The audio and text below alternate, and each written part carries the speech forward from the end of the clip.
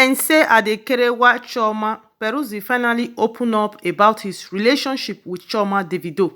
Update on Nuella and his alleged marriage breakup. Hello, my correct people. You are welcome back again to my channel. Yes, so I'm back again with another ogbonge gist. My name na Lady G. In case today na your first time when you dey come across this my channel and you never subscribe, I beg make you not forget to subscribe and just hit that notification bell so that anytime when I throw away ogbonge gist like this, you no go fit dey miss am. Yes, my correct people, this video na 2-in-1. No, this channel we dey talk about celebrity gossip. Na amebo na we dey do for here. In case you be person wey be say you no like amebo, na amebo we dey do for here, especially the one wey concern celebrities. Yes, my correct people, as I tell now before, I say this video na 2-in-1, so the matter dey concern Peruzzi. Yes, Peruzzi. I believe say many people there when you go down they wait for the update when it concern this matter of Peruzzi and Chioma. When it be saying it don't say when this matter don't first come up, when they drag them back and front. But last, none of them, when be Peruzzi, nor Chioma, nor Davido, come out to talk, say, all this dragging, say, no be true at all. We can't hear, say, this Peruzzi, say, ide kerewa Chioma before, say that they go the other room together. My correct people, people go dey wonder, say, wetin make this matter come be, say, when they don't sweep for under carpet before, the thing come dey surface again, the thing come dey come out again. Yes, my correct people, wetin make the matter come out again na because of Peruzzi himself. Na him carry the matter come out again and na him decide say na him wan answer that question when people dey try to figure out all this why. Yes, so my people now know say Davido and Chioma sef, they don't share garri, they no dey again like that the way it be before. Not be waiting that they hide again. No, we don't find out everything in the sense that if you now see the latest pictures, the latest updates, the latest videos now, when Davido they do now, we don't they see him with Chioma together at all again the way it's supposed to be before. So now after many people don't drag this Davido and Chioma matter, come see say we don't see the head, we don't see the tail, and many people say they wonder what it can cause quarrel, what it can cause wahala for these two people when be say they used to like themselves, love themselves like that before. Why they can't be like say then when it be like bread and butter before it can't be say everybody can't do it own thing, they go one side. So as many people can't figure out, they don't know what it really cause the problem. So now many people can't think say if it be say now this Peruzzi matter now him bring problem between Davido and Chioma, sake of say we dey hear something say Davido don't find out, say it be like say this Peruzzi, they read the kerewa Chioma before as then they talk. According to journalist Kemi, na first carry this matter control way for social media. That one are waiting. Many people they talk. So now that one can make this Peruzzi now can come out. It can clarify everything to make the people when they talk all these things to understand waiting in and Chioma be to each other. My correct people, una go get patient small because the story be like say it long for grant, not be small.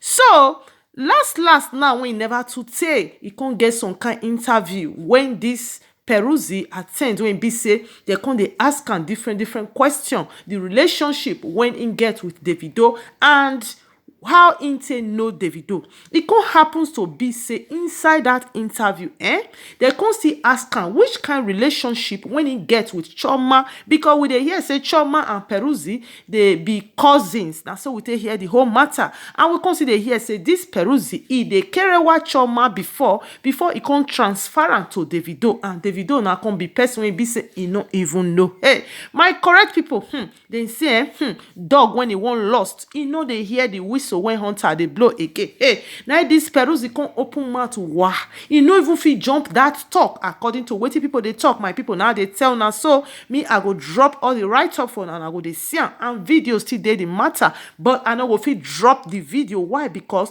the way Peruzzi to talk and raw come on for mouth for there. Me I no go fit just put on like that. I no believe say YouTube go agree. So I go still put the video anyway, but I no go put the voice because of he no talk the thing come out for mouth with respect. But if you won't listen to the video, may you go in handle or you go the handle, you see the name of this person when they interview, and now you go see the name for there, for top of there. You go there, you go find out, you go see the video, you go listen with your ear by yourself where Peruzzi take him out, talk and come out. With there you feel listen for the voice.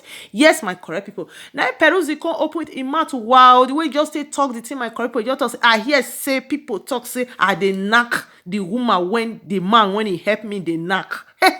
That's why I feel say put on my correct people. I call them like that. I say knack. Why? Because say I don't want talk and the way you take talk am. The way you take talk am, no respect at all. Not even for the Chioma, not even for the Davido. Because the person when you happens to say now the person will be saying that he help you for life, saying a good friend. He talk many things about Davido. He talk many good things about Davido. But even though say they ask you that kind of question, at least if you know if you skip that question, you know if you jump and pass, sake of say, maybe not something you know if you jump past, you won't really answer that question. You for still talking with small respect, not to talk say, I hear say people talk say, they knack the woman when Davido they knack. Hey, the people, when people hear the matter, many people say their belly not even sweet for the something. My correct people, not be that one be the cocoa when they the matter. But as this Peruzzi can't answer that question now, he no even talk whether Chioma himself, whether na him cousin, na him be before. Because waiting me I dey expect when I see that video, I was expecting that maybe he go talk say, people they talk say he get some kind of relationship with Chioma like that. Imagine person when is supposed to be my cousin. Why people go think that kind of thing? Peruzzi no talk anything like that, my correct people. He no talk anything like that. The only thing when he talk be say the woman when my friend when he help me when my friend when he help me suppose marry, people talk say I dey knack am. So the thing just look like, it just be like say I no can understand though, because when I hear the thing I come talk say now this kind group na Chioma they see they insist, people they talk say marriage. Which kind marriage that is not based on respect? There is nothing like marriage. Make we leave say Davido himself no dey respect Chioma. Even the crew member, the gang when they follow Davido, they know they see they respect the Chioma. Imagine, see what he come public, see the way he just talk the thing. Even though say anything like that self, if go on between them, it no even mature at all. At least for the respect of Davido's side, make the thing for not hurt Davido. You just talk and boy like that. And this na person will be saying in claim say he even senior the Davido, he senior the Chioma. Now he don't mature past them. Not be saying a small picking be this. So my people, I not consider the whole thing. The way I take see and the way I see and say if this Chioma insists say na Davido, na him be the missy rib, na him go marry, say no matter what, he go ready to marry all these crew member for long, because this crew member they will always be there, and not be everybody when they follow Davido, all those gang, not be all of them go like Chioma. Some of them self go they talk like to Davido, not be all of them Chioma with them go they agree. So Chioma na the thing when go get for mind. If they marry Davido, make it get am for mind. Say not be only Davido in they marry the whole gang when Davido they follow join, because Davido like those gang. If you talk say you don't get anything to do with that gang, that means say you don't get anything to do with Davido. That one are my humble opinion. That one are waiting me, I think. So my correct people, when many people listen to the interview, many people believe not sweet at all. Some of them say that they disappointed in the sense that they think say this Peruzzi, you go come talk and finally as he don't come out now say he won't talk the matter. At least he go let people know say yes, really this Chioma na cousin. He not talk go there. He not even talk whether they get anything relation at anything relate them at all. He just talking like neutral person. In yes say them saying they knack the woman when the man when he help him supposed to marry. My correct people, why some people when they talk say this matter don't take for granted. Everybody don't cover this matter. Nobody they talk about this matter. In short, everybody don't forget this matter. Since the time when this matter take rain, Peruzzi not come out, he not talk anything whether na lie na true. These things rain for social media, they drag them, not be small. Peruzzi not make pem, he not come out. Davido not make pem, he not come out. Chioma himself not make pem. So that one don't give people impression say these things not true. For the fact say they not talk put. And Madam Kemi self don't first come and talk this thing. Nobody take the matter. They say you matter no hold water at all. Because they know say Kemi they always they like they drag Davido. But now when this another person constantly come and talk the matter, when it happens to be this Peruzzi former boss, when they call Patrick, when they come get some kind of gbege, now that one come verse, come talk say, he go talk your secrets, come out. That one come still talk and say, this Peruzzi say they carry what Chioma before he come do transfer, give Davido. So now there many people come they doubt say, it be say this thing when Madam Kemi talk, which is journalist Kemi, if he be say not true, because this Patrick when they talk so, he know this Tobichukwu, that is this Peruzzi, you know am well. And so that one can make many people they doubt. But since any of them don't come out, can't put mouth for the matter, they don't clarify, people don't take the matter how it be like that. But where it be say after 2 years, something when they ask you now you can't come out, they answer the question. And now when you want to answer the question, now you know answer, and when you answer a zigzag. So the thing can make many people they believe say it be like say this thing not true. For the people when they comment and the people when they react for the matter for this latest interview now when Peruzzi do, some people come they talk say maybe not true, and even though say Chioma and this Peruzzi they carry why each other, whether una expect say this Peruzzi self he go come out come talk and hold her say yes not true wetin una dey think me I dey really dey chop Chioma before, e no possible, e no go talk am. Why some people they talk say na big disrespect for Davido and both the Chioma, my correct people, una dey see where the whole matter they come. So even though say all this matter, all this kind talk no go dey sef, why all this kind talk no go dey when be say Chioma himself he dey in the midst of men boys every time. If una look Davido gang everything, e get one video when I see whether na my okun or be this friend, whether they know with the gang, whether I don't know what they celebrate every time, boys everywhere.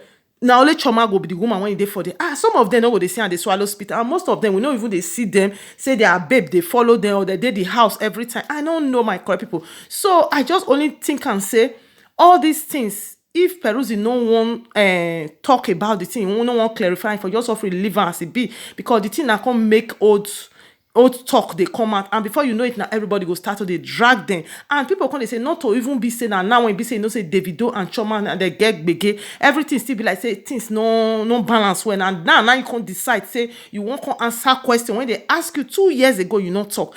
Now when you can't say the big they shake things not just balance like that, and now you can't decide to control away this kind question and this kind talk for insight. So many people belle not sweet. So my people, I don't know how na see and how na think am. When I think say this Peruzzi say he really kerewa Chioma say no being cause I don't know, because since he no answer the question, that one is the question when people still they ask be say he don't carry the matter come up again. What you not think about this matter? Now think say all these things, whether not so it be or whether not be so it be, what you not think, what you not believe about all this whole talk, make una just drop una own comment below at the comment section, my correct people. I go leave una for this side though, make I bounce to the other side of the gist.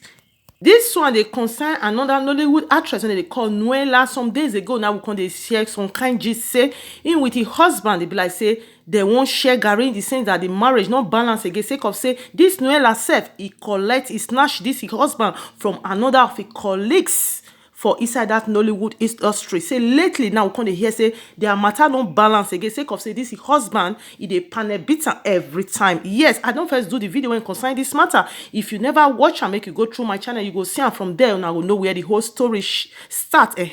So when I do the video, I can still tell and say I go give an update when concern the matter. Yes, so now the updates now they giving us so as this matter come be like say the thing you want to fly for social media, and I know say when the thing don't enter social media, when people don't start to dey drag like generator, not be here, not be today at all.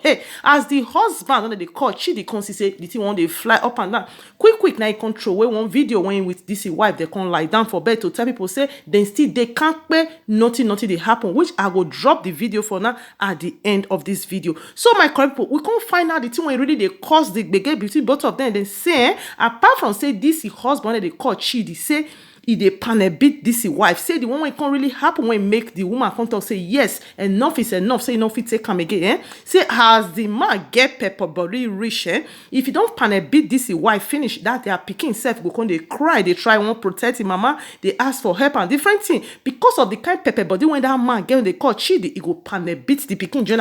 My people, some men get mind sha anyway sha, some men get pepper body anyway sha. That one are the updates when he did the matter. Say that because the man self not because say they panel beat the Nuella, not be the thing when pain and when make and say in they won't come for inside the marriage now, because say they panel beat the pikin join am anytime when be say he panel beat in when be the Nuella. My correct people, I don't know how na say how na think am. So make una self just to drop una own comment below at the comment section. If the update still there, I will still let una know. But for today now here I will roll up now. So here I will hang up this video. I will see you now very soon for my next video when I go to take from now. I beg if you be say you never subscribe and are your first time when you come across this my channel, there, I beg don't forget to subscribe and just click that notification bell for more updates. Anytime when I throw ogbonge gist like this, if they miss am. Yes, so and those of you now will be my returning subscriber and my viewers. God will bless you. I appreciate you so much. I go see you now very soon for my next video. Have a blessed day. Bye bye.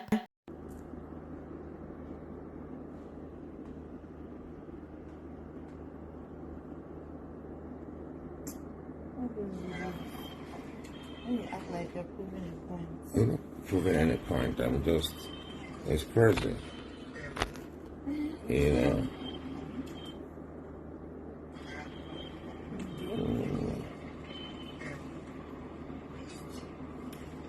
I'm just gonna go back to the office and continue what I was doing.